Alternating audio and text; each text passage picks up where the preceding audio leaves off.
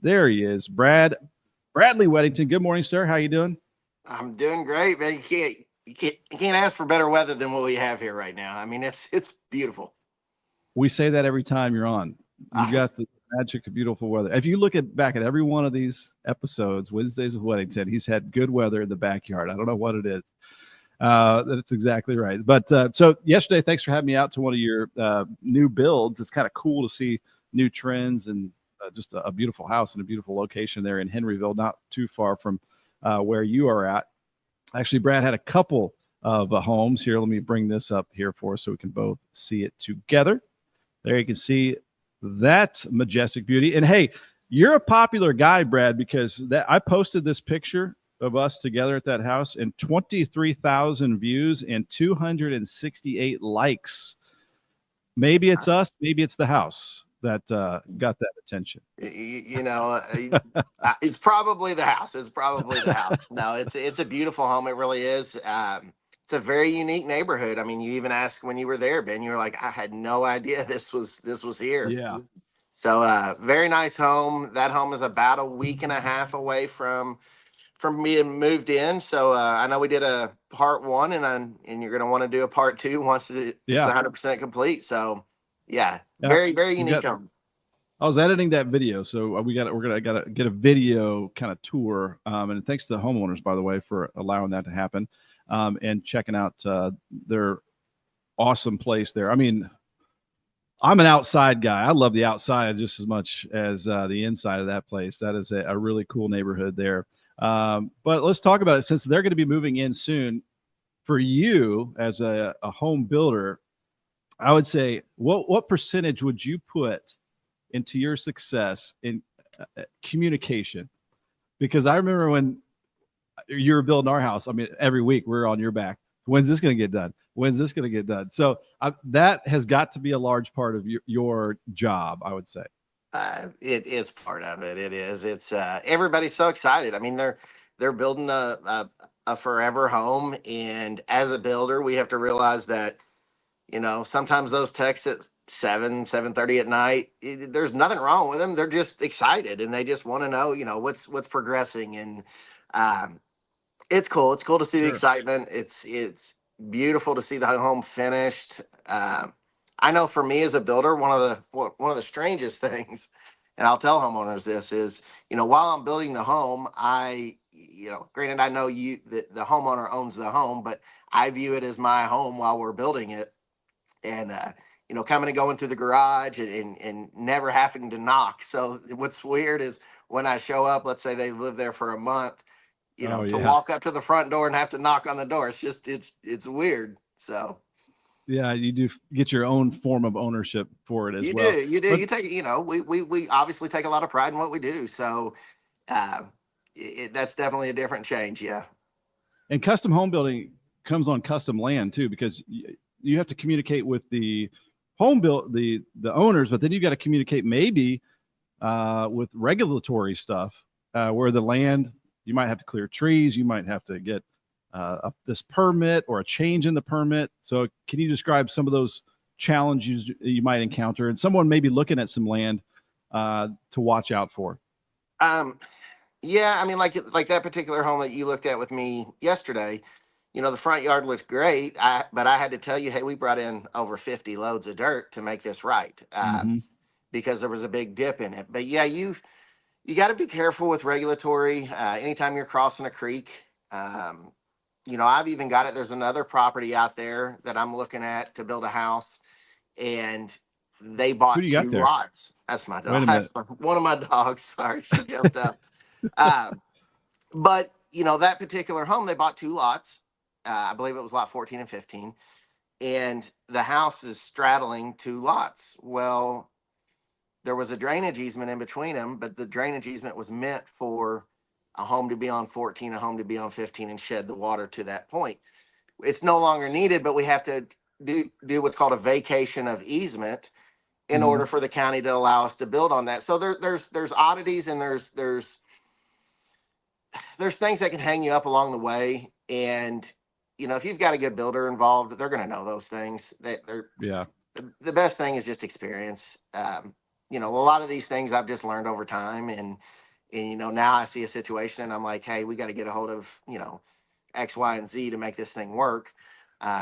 And it's normally And your pretty connections simple. help. Obviously, you've run into this stuff time and Yeah, time again. So yeah. It's just when you run into a situation, it's like, hey, I've been here, done this, rode this horse before. Here's how we take care of it. So um, it's really cool though, and we love building on rural properties because there is an inherent challenge to it for sure.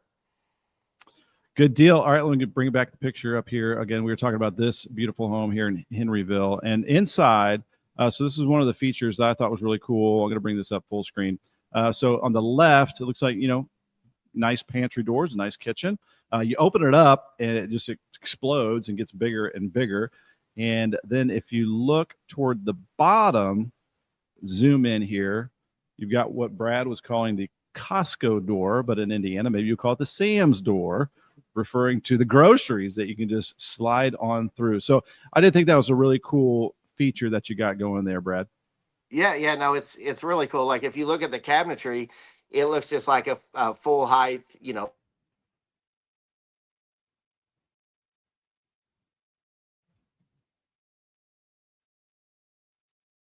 Wait, did we lose your audio a little bit? Just a second, Brad.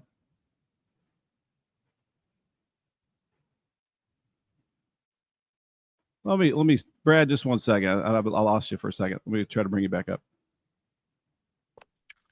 Oh, did I Wait, lose you? now I hear you. Now I hear you. Now I hear you. Yeah, go ahead and repeat that. I lost you for a little bit. I'm not sure what happened. You're good. I'll repeat it. So from the front, it looks just like your normal standard pantry. That's Yep. only going to be about 12 inches, 16 inches deep. But once you open those doors, you realize that we've got a full framed walk-in pantry, um, which is it's incredible because it's hidden behind that, and then the Costco door at the end of that. Directly on the other side of that is going to be your garage. So they'll be able to pull in the garage, open that little door, load all their groceries into their pantry, shut the door, and they're done. It's a shorter It's one of those funny distance. things that we haven't really thought about until this day. You're right. You don't think about it until you do it, and you're like, man, that's a Yep. smart idea. Why don't we do that on all of them? Do it every time. And then this was cool, like in their big master, they've got obviously a walk-in closet and all that stuff, but then kind of attached to that, just more convenience factor, more kind of comfort and less effort. You've got the space for the washer and dryer. Yep.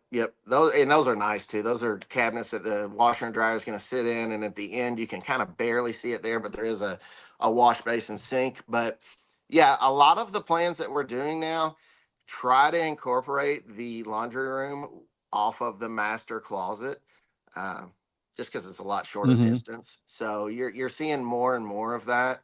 I know on my house, I'm a two-story, and my laundry room's on the main floor, and I thought it was really smart to do a laundry chute, which is cool. I mean, especially when the kids were little, they love throwing stuff down it. Yeah. But now we still got to get the clothes back upstairs because all the bedrooms are on the Yeah. second floor. So you either try to do the laundry room right off the master, or if you've got a two-story with the bedrooms on the second floor, I see a lot of people do the laundry room on the second floor and That's just what we have did. a type of mud room on the main floor. Yep. That's exactly what we did. So we don't have to do the up and down the stairs and all that stuff. But you did on this house and on my house, and because we used to get up in the morning as a morning meteorologist at 2 a.m. and then the family's still doing stuff. So just to block out some sound, it's not something visual that you can see or a stylistic thing, but another kind of comfort factor. We all need our sleep. So talk about some of those things you add in to help block some sound and stuff like that. Yeah, like on yours, you were working that very odd shift, and you had little ones at the time, and we just basically, I call it, we cocooned off your master suite from the rest of the home so that you could get rest, and all that sound on the outside wasn't going to disturb you. This particular home, we've insulated the interior wall between the master and the living room just to give them that a little additional sound deadening. And Ben, it's it's one of those things that I don't understand why everybody doesn't suggest it, Yeah. because we're using what's called bat insulation in those walls, whereas, our exterior walls, we're blowing it in. It's a really dense pack, but we're just using batting insulation on those interior walls. And it costs, to run that whole wall, I think is like $170. And the amount of comfort you're going to get off of that Yeah, for 170, sure. it's just money well spent. I mean, it just helps. It helps. We got a question here from Christian for you, Brad. How long you been doing it? Started at 18, carrying lumber. I worked on a framing crew, and like I said, I was the lumber carrier. I thought a 2x4 was 2x4. I didn't know Long anything. time.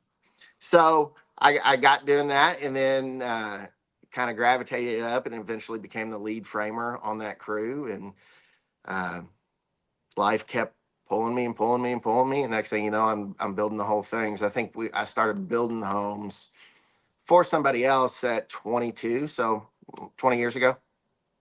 Very good, very good.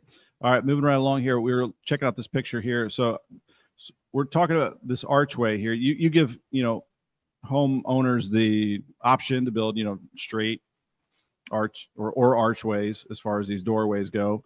And in a couple of these houses that you showed me, they're getting taller and taller these days.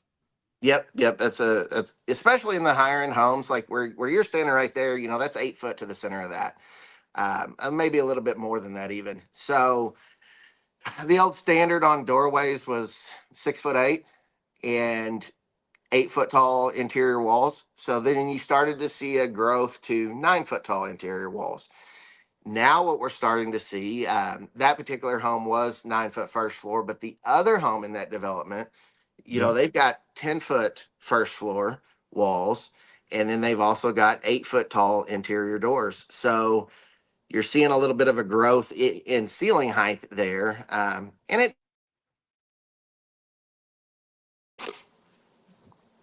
Yep. All right. So one last thing. This is not a good picture, and I'll admit that I took this picture right here. But this is the underneath the porches, which we did as well. You can have a tornado shelter, which again, as you mentioned, doesn't cost a whole lot extra if you do it right off the bat. correct. Yeah, that's a safe room on that one. And what it is especially if your front porch is not real deep, as far as, when I mean depth, I don't mean vertical depth, I mean front to back depth. Yeah. So because when we're digging a basement, we're going to do what's called a 3 foot over dig anyways. In other words, we're going to dig that hole 3 foot larger than the home that's going to go in there. What that does is that allows the panel guys to work on the forms. They've got enough room because they've got that 3 foot barrier behind them. Well, if you've got only a 3 foot or a 6 foot deep front porch, you don't really want to set the footings for that up on top of the ground. You're going to drop it down in the hole it too. So long story short, you've already got full height walls there to support your porch. We simply put a drain in the corner, joist out the ceiling, and now you've got a room that you can store items. You can put a safe door on it. It's just a myriad of things that you can do with it. And it would, in other words, be just a wasted area that we would fill full of gravel. So we might as well use what we've got and grow our space. It's given us peace of mind when I wasn't home tracking tornadoes and things like that. I knew the family had a really safe place to go and get it ready for potential tornado warnings. But I got a couple comments before we wrap this up here, Brad, for you from Eric on Facebook on that post from yesterday.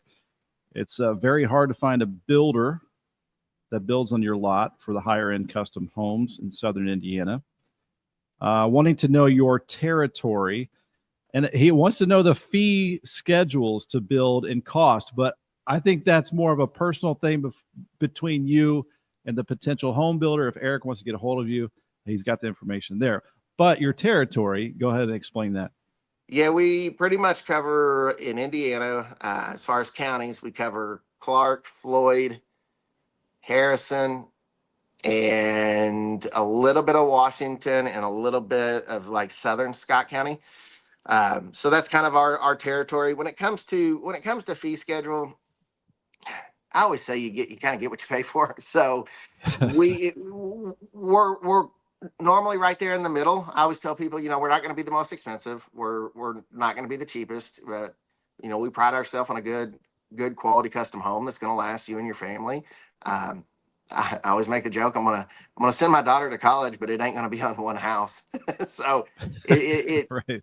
it's fair, and we've really grown pretty organically as a company. So most of our growth has been referral based. A lot of existing homeowners have referred me to family members. So that's kind of how our growth has happened. And those are pretty much the territories that we handle, the counties.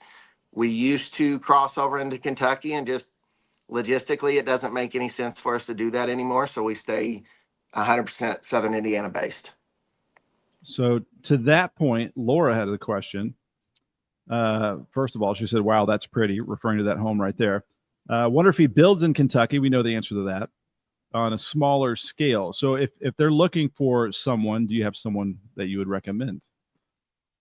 I know a couple builders out there that are on the Kentucky side. And that happens, I will have people call me from Kentucky, and once I tell them, hey, I don't build over there, that's one of the first things they say is, well, who would you refer me to? Who would you refer me to? There's a couple over there that I'll send their way, and they can reach out to them and see if it works for them. All right, fantastic. Anything else you want to add here on this beautiful Wednesday morning? Now, you said we're going to get some rain, though, didn't you? We got some rain overnight tonight and tomorrow morning, about a quarter, half inch. Okay, so enough to knock the dust down. Yeah. Try to get some grass growing on this yard right here. Oh, my yard is green now. How much of it's grass, I don't know. No, I'm talking about this yard in front of this house that right yard. Yeah. Yeah, that one definitely needs a little bit of moisture on it. And if we get a little bit of rain, that's going to really help that, because that straw is going to help hold that moisture down, really help those seeds germinate. And yeah. I need to do that too. I need to fertilize and probably reseed here very shortly. Thanks for all the time here, Brad. We're coming up to 10:30, and we will see you on the next episode of Wednesdays with Weddington. Thank you, sir. Have a good one. See you, buddy.